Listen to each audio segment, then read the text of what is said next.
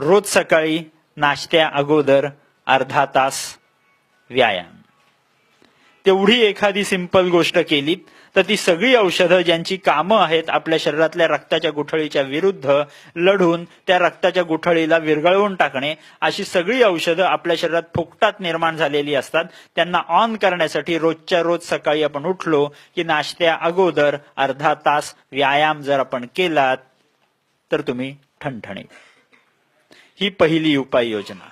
दुसरी उपाययोजना अजून सुंदर, की जेवढा वेळ त्या रक्ताच्या गुठळीला विरघळवायला त्या औषधांना लागणार आहे, समजा अर्धा पाऊण तास लागणार असेल तर अर्धा पाऊण तास छातीत दुखत राहणार का? तर नाही. त्या कंपनीने आपल्या या पूर्ण शरीराला अजून एक उपाययोजना देऊन ठेवलेली आहे. ती म्हणजे काय, तर तुम्ही कधी टू व्हीलर फोर व्हीलर चालवलेली असेल. टू व्हीलर फोर व्हीलर चालवताना आपल्याकडे एक नॉर्मल पेट्रोलची टाकी असते आणि एक रिझर्व्हची टाकी असते. नॉर्मल पेट्रोलची टाकी म्हणजे तुमच्या नवीन 3 मोठ्या ज्या रक्तवाहिन्या असतात त्या 3 रक्तवाहिन्या म्हणजे तुमची नॉर्मल पेट्रोलची टाकी, आणि एक रिझर्व्हची टाकी म्हणजे तुमच्या शरीरात निर्माण होणाऱ्या सगळ्या सूक्ष्म रक्तवाहिन्या, नवीन रक्तवाहिन्या जे रोजच्या रोज निर्माण होणार आहेत ते निर्माण करतात तुमची रिझर्व्हची टाकी. मॉडर्न मेडिसिन मध्ये, ॲलोपॅथीमध्ये आम्ही त्या रिझर्व्हच्या टाकीला आम्ही म्हणतो कॉरोनरी रिझर्व्ह. कॉरोनरी रिझर्व्ह म्हणजे काय, की त्याच्यात फक्त तेवढं पेट्रोल तिथे ठेवून दिलेलं असतं. जेव्हा कधी नॉर्मल पेट्रोलची टाकी संपत येईल तेव्हाच रिझर्व्ह मधलं पेट्रोल वापरायला आपण चालू करणार. तसंच आपल्या या छोट्या सूक्ष्म रक्तवाहिन्यांमध्ये फक्त रक्तपुरवठा ठेवून दिलेला असतो. तो रक्तपुरवठा कधीही वापरलेला जात नाही. नॉर्मल रक्तपुरवठा कुठला वापरला जातो तर 3 मोठ्या रक्तवाहिन्यांमधनं जो रक्तपुरवठा आपल्या हृदयाकडे येत असतो त्यातला रक्तपुरवठा वापरला जातो. पण जेव्हा कधी एखादी रक्ताची गुठळी येऊन समजा त्या रक्तवाहिनीत अडकली, त्या मांसपेशीपर्यंत कुठलाही रक्तपुरवठा पोहोचत नसला की ती मांसपेशी इमिजिएट त्या रिझर्व्हच्या टाकीला कॉन्टॅक्ट करते, म्हणते आत्ताच्या आत्ता मला लोन पाहिजे. No paper work, no signing formalities, immediate loan approve केलं जातं या रिझर्व्हच्या टाकीमधनं डायरेक्ट त्या मांसपेशीकडे. मांसपेशीला रक्तपुरवठा मिळायला लागला की मांसपेशी रक्ताच्या गुठळीला म्हणते बस तिकडे, मला काय फरक पडतोय, मला रक्तपुरवठा माझ्या ठिकाणातून यायला लागलेला आहे, so I am happy.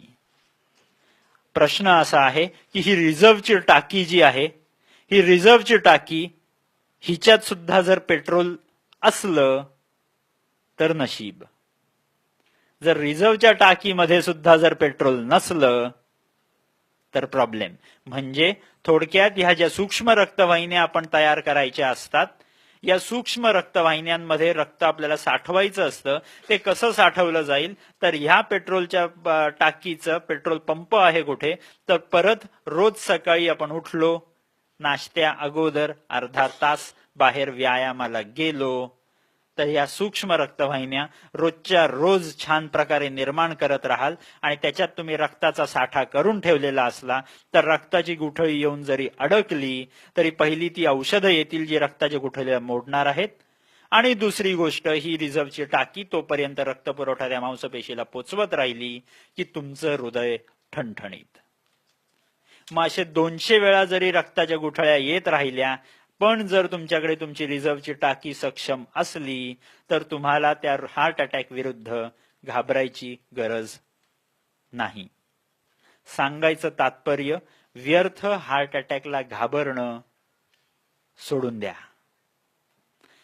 Heart attack ही त्या युनिव्हर्सिटीने, त्या विद्यापीठाने या विद्यार्थ्याची घेतलेली दरवर्षीची परीक्षा आहे. विद्यार्थ्याला विद्यापीठाने घेतलेल्या परीक्षेत बसावंच लागणार. विद्यार्थी त्या परीक्षेला घाबरून पळून जाऊ शकत नाही.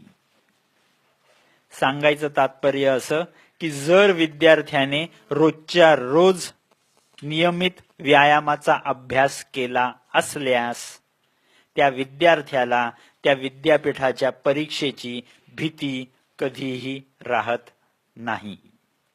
जर विद्यार्थ्याने रोजच्या रोज नियमित व्यायामाचा अभ्यास केला नसल्यास विद्यार्थ्याला सारखी भीती वाटत राहणार की आज परीक्षा आहे का उद्या परीक्षा आहे. आणि त्याच्यात आपण क्वालिटी ऑफ लाईफ एवढी डाऊन करून ठेवतो की आपल्याला रोजच्या रोज उद्याची चिंता पडलेली असते.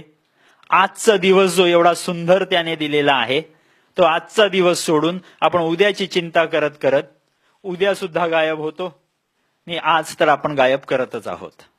सो सांगायचं तात्पर्य असं की आज मध्ये छान जगूया, उद्याचं उद्या बघूया. हा बेसिक तत्व फक्त लक्षात घ्या की हार्ट अटॅकला घाबरायची गरज नाही.